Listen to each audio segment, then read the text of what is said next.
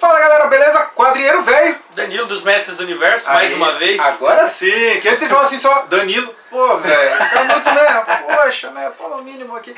Então, e o tema de hoje é muito legal, cara. Como hoje, dia 27 de janeiro, é aniversário do Frank Miller, a gente vai falar um pouquinho pra você que talvez não conheça tanto ainda sobre essa figura espetacular do meio dos quadrinhos, que é o Frank Miller.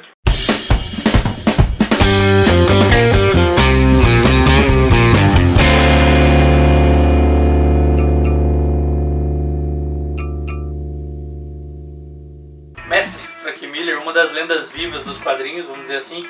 Talvez a gente pode separar aí ele, o Alan Moore e o Stan Lee como as três lendas vivas dos quadrinhos. Grandes lendas, exatamente. E é aniversário do Frank Miller esse ano, e não se engane, não é um aniversário muito longo não. Ele tá fazendo, se eu não me engano, 58, 60 nessa anos. faixa, né? Exatamente. Ele é bem novo, é o que especula sobre uma possível doença aí nos últimos anos. Ele tem envelhecido Parece tão rápido. que ele anda, né? Eu também ouvi uma conversa assim, que ele anda tendo problema, então você vê que na Comic Con ele tá bem, né? Tá parecendo, sei lá, tá mais velho que o Doc Brown, né? Tá de volta ao futuro. Ele tá ali na casa dos 60, mas parece que tá na casa dos 80. Não sei, cara, pra mim ele entrou numa máquina do tempo, ele foi pra uma outra continuidade temporal, viveu muito tempo lá, daí ele voltou no exato ponto que ele partiu e veio essa história de doença aí. Pode ser. Se tratando de ser Pra ser um gênio daquele jeito, é bem plausível.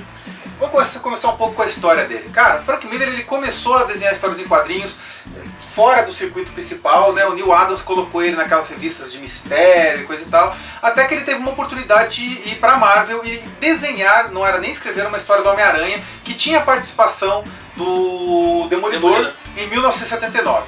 E logo depois de ele ter desenhado essas histórias ali do Aranha, ele gostou tanto de trabalhar com o Demolidor que ele se ofereceu pra Marvel para trabalhar com o Demolidor, e ele viria trabalhar com o Demolidor lá no ano de 1986, mas já a gente chega lá. Enquanto ele estava ali fazendo Demolidor, ele lançou um projeto próprio, que inclusive foi lançado pela DC Comics, mas é o primeiro projeto autoral dele, que é o Ronin, que foi baseado ali no Lobo Solitário e coisa e tal, e foi assim, talvez muita gente não entendeu aquele trabalho, estava meio que à frente ao tempo dele, né? Um trabalho muito avançado. Hoje é considerado um grande clássico, é uma grande história. Mas naquela época, eu acho que por causa de não ter muito nome, a obra não pegou. Mas marca isso daí, é uma das obras que a gente quer indicar pra você como uma leitura muito legal dele, fora já das grandes clássicas já publicadas. Exatamente, e Ronin, além de ser uma história grandiosa... Caramba, explodiu outro tambor.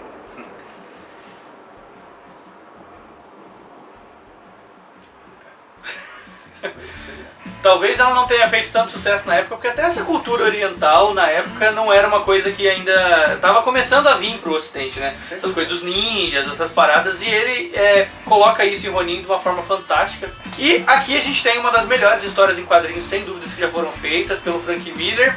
E aí, em 1986, nessa transformação dos quadrinhos nos anos 80, que a gente tem os anos 80, como a gente já falou disso milhares de vezes aqui no canal, essa transformação de quadrinhos muito infantis para quadrinhos muito adultos foi acontecendo gradativamente nos anos 80.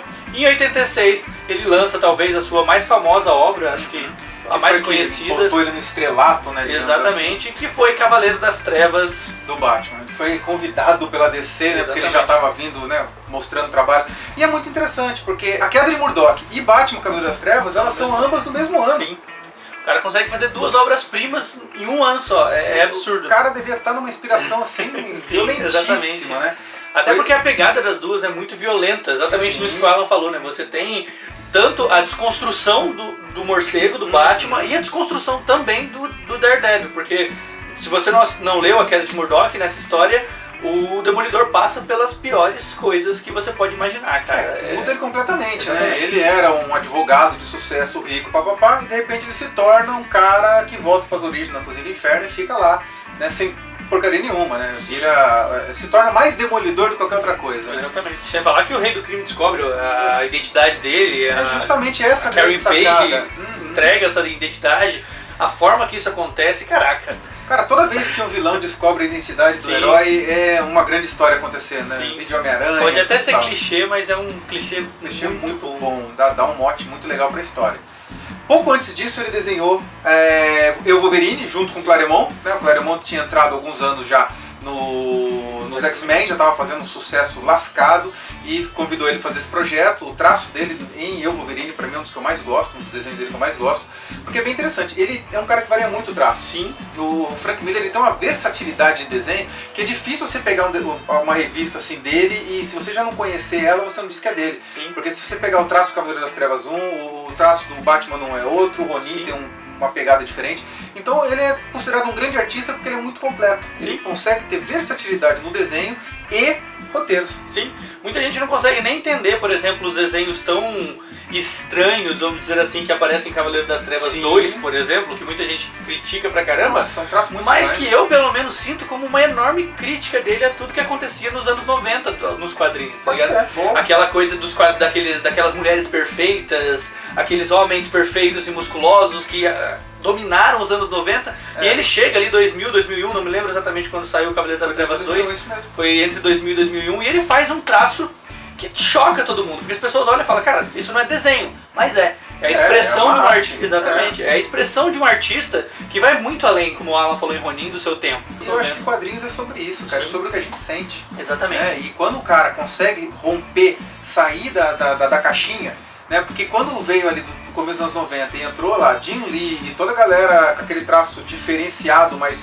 daquele estilo, um pôster por, né, uma capa por quadrinho, o cara chegou e quebrou isso. Sim. Isso não precisa ser assim. Não tem que O ser. quadrinho é sobre viagem, imaginação. Sim. Vamos botar um negócio diferente aqui.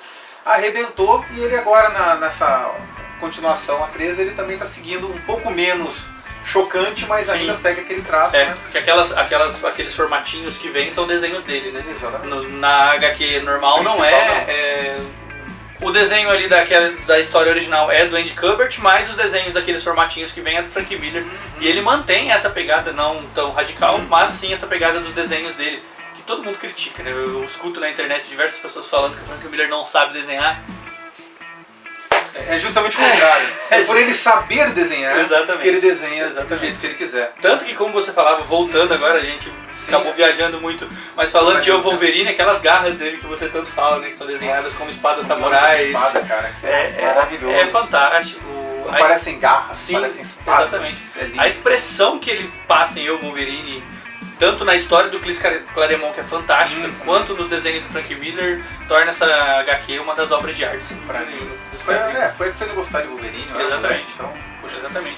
E ele arriscou ali durante os anos 90, ele fez roteiro de Robocop 2, trabalhou no roteiro de Robocop 3. Sim. Então assim, é lógico que o cara não tem como acertar sempre, Sim. né? O cinema não era dele, ele teve umas coisinhas entre meios ali que não ficou lá aquelas coisas e tal.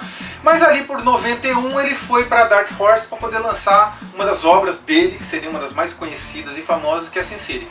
Né, que depois ainda combinou num filme. Sim, que ele ajudou a dirigir junto com o Tarantino, na verdade. Exatamente. Tarantino e Frank Miller em um filme, então se você não assistiu Sin City, cara, Meu Deus, você precisa ver isso. é mais uma dessas obras-primas, porque, como a gente falou, Frank Miller é sim uma das lendas vivas dos quadrinhos, e cara, aqui a gente falou de 4 ou 5 quadrinhos já, que são obras-primas da história dos quadrinhos, tá ligado? A gente não tá falando de bons quadrinhos, a gente tá falando de obras de arte, a gente tá falando Exatamente. de paradas que mereciam prêmios, tá ligado? Então, isso mostra o quanto Frank Miller é genial. E tem mais uma porrada de trabalho do Sim. cara. Electra Assassina, Batman 1, Homem Sem Medo, que é uma Sim. minissérie do Demolidor, que é uma das coisas mais incríveis, com desenho também. O desenho do John Romita. John Romita. Cara, o que é aquilo? E é engraçado, porque recentemente o pessoal tudo malhando o pau do Romita Sim. pelo mesmo motivo, por causa do traço Exatamente. dele no Super-Homem e tal. É um traço esquisito, então ele incomoda por ser esquisito, mas Sim. não quer dizer que aquilo não seja uma obra que o cara não saiba desenhar. Exatamente. As pessoas têm que, né? Pô, gente, menos, né?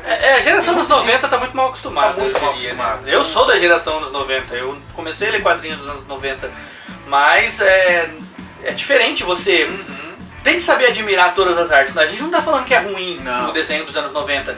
Não é o que me agrada, eu prefiro Não é o que muito eu mais mais gosto. dos anos 80 do que o dos anos 90, mas é fantástico, é muito Sim, bem feito, tem é muito, muita coisa. é muito bonito, mas você pode admirar os dois e principalmente entender a mensagem dos dois. Acho que Não em quadrinhos tem muito precisa disso. competir. Exatamente. Não precisa, uma não tem que ser melhor do que a Exatamente. outra.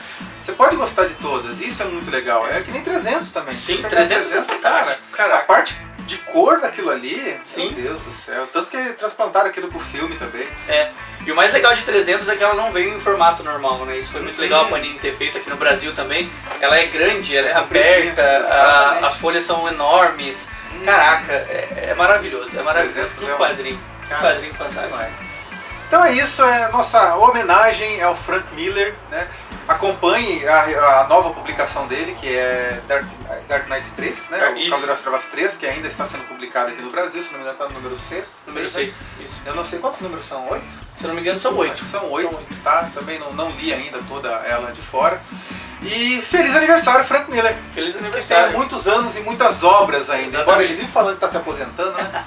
Tomara que demore muito para se aposentar, um dos maiores quadrinistas, pelo menos que eu já li. Leia todas essas obras aí que a gente indicou. E hoje o vídeo está saindo no canal do Alan e amanhã vai ter um guia de como ler quadrinhos do Frank Miller lá no meu canal, Os Mestres do Universo. Exatamente. Então vai estar lá como você pode ler, as melhores histórias, o que o Frank Miller quis expressar em cada uma. Então amanhã você pode conferir lá nos Mestres do Universo. Naturalmente que se você está vendo isso depois de sábado, o link já está aqui embaixo. Exatamente. Legal? Galera, então é isso aí. Deixa aí embaixo seu comentário, qual que é a sua experiência e qual é a sua percepção sobre Frank Miller. Fica à vontade se você não gosta, cara, é livre, ninguém vai malhar você, pelo menos não da gente. Talvez algum idiota aí embaixo que possa querer xingar você, mas a gente, você pode ter certeza que a gente vai respeitar a tua opinião. Curte aí o vídeo, se inscreve no canal, aquele blá blá blá todo que você já conhece. Grande abraço e até o próximo vídeo. Abraço, galera.